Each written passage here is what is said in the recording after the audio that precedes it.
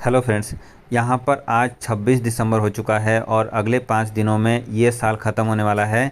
आपको बता दें कि 5 दिनों बाद जब नया साल शुरू होगा, नए साल में उड़ानें किस तरीके से ऑपरेट होंगी, डोमेस्टिक फ़्लाइटें या फिर इंटरनेशनल फ़्लाइटें, ये पूरी तरीके से डिपेंड करेगा कि भारत किस तरीके से कोरोना वायरस से निपट सकता है।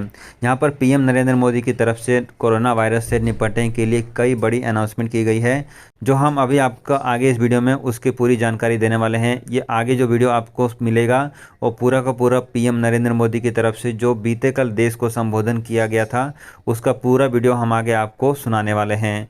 इस वीडियो को जरूर पूरा देख लें, इसमें आपको पूरी जानकारी मिलेगी। वैक्सीन के बारे में भारत सरकार की क्या तैयारियां चल रही है, डीएनए वैक्सीन क्या है, नोजल वैक्सीन क्या है, बच्चों को वैक्सीन कब लग रही है, इसके अलावा बुजुर्गों के लिए वैक्सीन कब आ रही है, बूस्टर डोज को लेकर भी इसमें पूरी जानकारी उन्होंने दी है। सो फ्रेंड्स, इस वीडियो को आप पूरा जरूर देखें। अंतिम सप्ताह में है। 2022 बस आने ही वाला है। आप सभी 2022 के स्वागत की तैयारी में जुटे हैं, लेकिन उत्साह और उमंग के साथ ही ये समय सचेत रहने का भी है।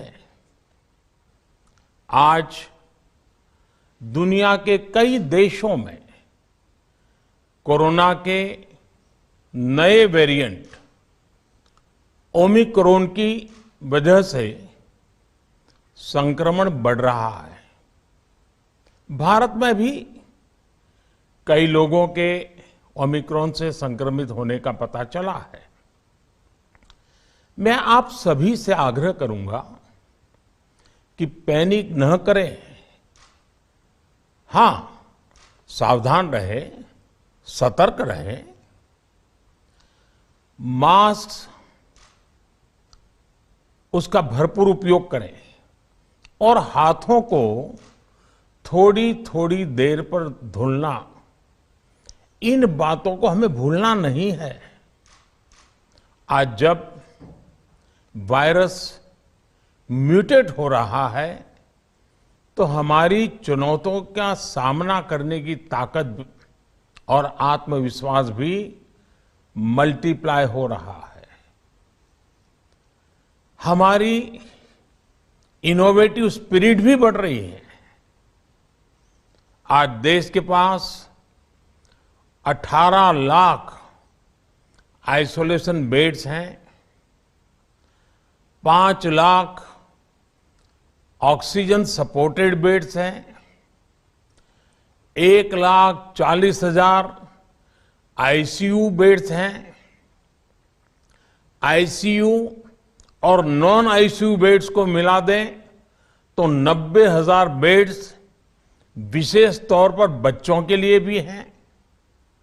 आज देश में 3,000 से ज्यादा पीएसए ऑक्सीजन प्लांट्स काम कर रहे हैं।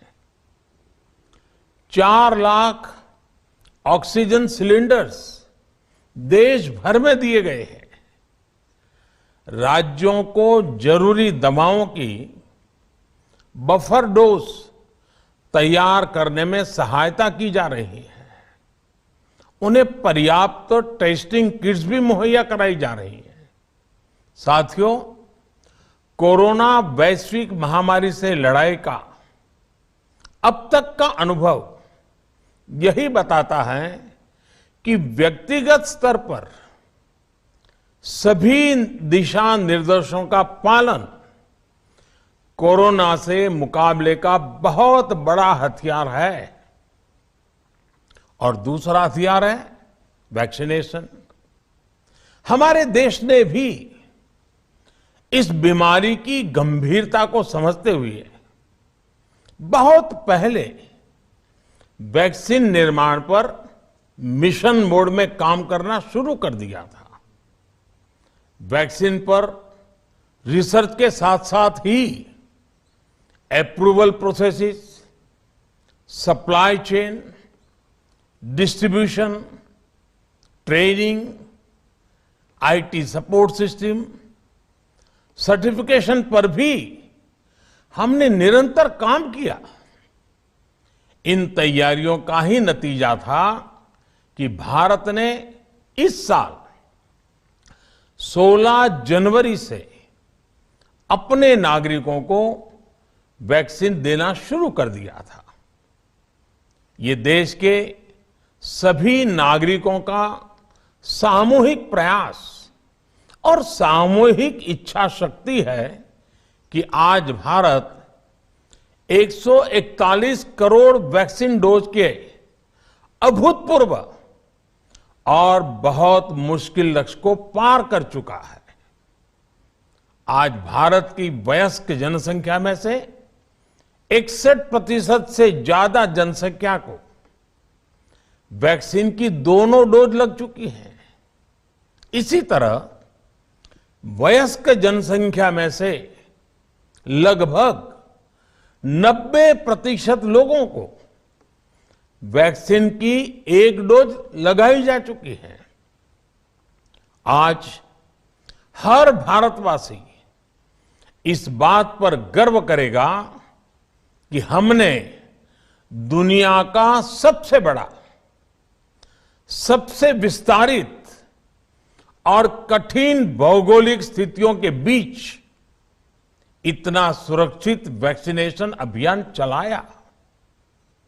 कई राज्य और विशेष तौर से टूरिज्म की दृष्टि से महत्वपूर्ण राज्य जैसे गोवा, उत्तराखंड, हिमाचल जैसे राज्यों ने 100% सिंगल डोज वैक्सीनेशन का लक्ष्य हासिल कर लिया है।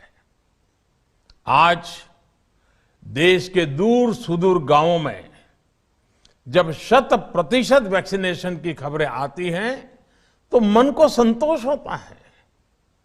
यह प्रमाण है हमारे हेल्थ सिस्टम की मजबूती का, हमारी टीम डिलीवरी का,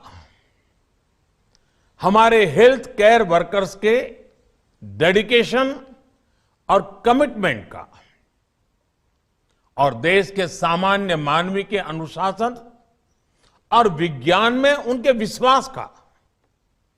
हमारे देश में जल्दी ही नेजल वैक्सीन और दुनिया की पहली डीएनए वैक्सीन भी शुरू होगी।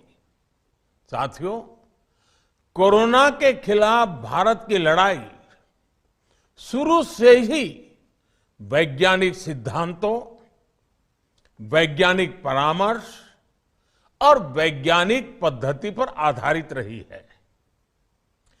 पिछले 11 महीने से देश में वैक्सीनेशन अभियान चल रहा है। देशवासी इसके लाभ भी महसूस कर रहे हैं। उनकी रोजमर्रा की जिंदगी सामान्य हो रही है। आर्थिक गतिविधियां भी दुनिया के कई देशों की तुलना में उत्साहजनक रही हैं। लेकिन साथियों, हम सभी जानते हैं कि कोरोना अभी गया नहीं है। ऐसे में सतर्कता बहुत जरूरी है। देश को सुरक्षित रखने के लिए, देशवासियों को सुरक्षित रखने के लिए हमने निरंतर काम किया है। जब वैक्सीनेशन शुरू हुआ तो उसमें भी वैज्ञानिक सुझावों के आधार पर ही ये तय किया गया कि पहली डोज किसे देना शुरू किया जाए, पहली और दूसरी डोज में कितना अंतराल हो, स्वस्थ लोगों को कब वैक्सीन लगे, जिन्हें कोरोना हो चुका है उन्हें कब वैक्सीन लगे, और जो कोमॉर्बिडिटी से ग्रस्त हैं उन्हें कब वैक्सीन लगे। ऐसे निर्णय लगातार किए गए और ये परिस्थितियों को संभालने में काफी मददगार भी साबित हुए हैं। भारत ने अपनी स्थिति परिस्थिति के अनुसार भारत के वैज्ञानिकों के सुझाव पर ही अपने निर्णय लिए हैं। वर्तमान में ओमिक्रॉन की चर्चा जोरों पर चल रही है। विश्व में इसके अनुभव भी अलग अलग है, अनुमान भी अलग अलग है। भारत के वैज्ञानिक भी इस पर पूरी बारीकी से नजर रखे हुए हैं, इस पर काम कर रहे हैं। हमारे वैक्सीनेशन को आज जब 11 महीने पूरे हो चुके हैं, तो सारी चीजों का वैज्ञानिकों ने जो अध्ययन किया है और विश्व भर के अनुभवों को देखते हुए आज कुछ निर्णय लिए गए हैं। आज अटल जी का जन्मदिन भी है, क्रिसमस का त्योहार भी है, तो मुझे लगा कि इस निर्णय को आप सबके साथ साझा करना चाहिए। साथियों, 15 साल से 18 साल की आयु के बीच के जो बच्चे हैं, अब उनके लिए देश में वैक्सीनेशन प्रारंभ होगा। 2022 में 3 जनवरी को सोमवार के दिन से इसकी शुरुआत की जाएगी। ये फैसला कोरोना के खिलाफ देश की लड़ाई को तो मजबूत करेगा ही, स्कूल कॉलेजों में जा रहे हमारे बच्चों की और उनके माता पिता की चिंता भी कम करेगा। साथियों, हम सबका अनुभव है कि जो कोरोना वॉरियर्स हैं, हेल्थ केयर और फ्रंटलाइन वर्कर्स हैं, इस लड़ाई में देश को सुरक्षित रखने में उनका बहुत बड़ा योगदान है। वो आज भी कोरोना के मरीजों की सेवा में अपना बहुत समय बिताते हैं। इसलिए प्रिकॉशन की दृष्टि से सरकार ने निर्णय लिया है कि हेल्थ केयर और फ्रंटलाइन वर्कर्स को वैक्सीन की प्रिकॉशन डोज भी प्रारंभ की जाए। इसकी शुरुआत 2022 में 10 जनवरी सोमवार के दिन से की जाएगी।